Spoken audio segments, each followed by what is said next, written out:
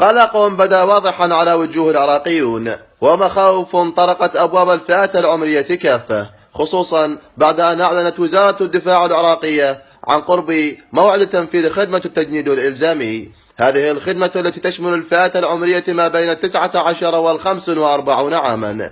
إذن ما هي معطيات المعركة القادمة؟ يبدو أنها معركة سيقودها أبطال الفايبر والواتساب والتليجرام وحتى الفيسبوك، ويبدو أننا سنهكر عدونا حقا. هي يا وزارة الدفاع، ايش بيكم انتو؟ ايش ماكلين؟ ايش متعشين؟ سمك؟ ما اروح. شلون يعني تصوروا ما اروح على تجنيد الالزامي، والله ما اروح، والله ما اطب المعركة. هي شنو قوة؟ ما اروح. زين يعني اني اتصور انا وجماعتي اذا صرنا بالتجنيد الالزامي وصرنا بالجيش العراقي الباسل.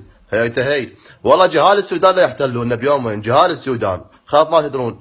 بعدين ما اروح انا بشرط لازم توفرون لي راوتر، اريد راوتر بالمعركه، الدبابه ما بيها نت والله ما افوتها اذا افتح فيس.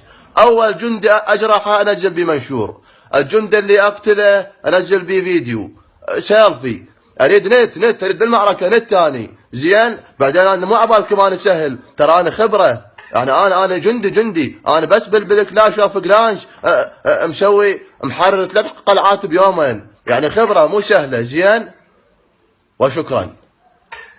كان معكم من بغداد مختار طالب لقناة لا وجود لها أصلا. انتظرونا يا أمريكا وروسيا، جيناكم احنا بالتجديد الإلزامي. هو احنا تقشف أصلا، مدين نجيب لكم شو نخلي؟ طلقة نخلي بالرشاش، نخلي لوبيا، حمص بطحينة، ايش بيكم انتم؟ ما والله. شكرا.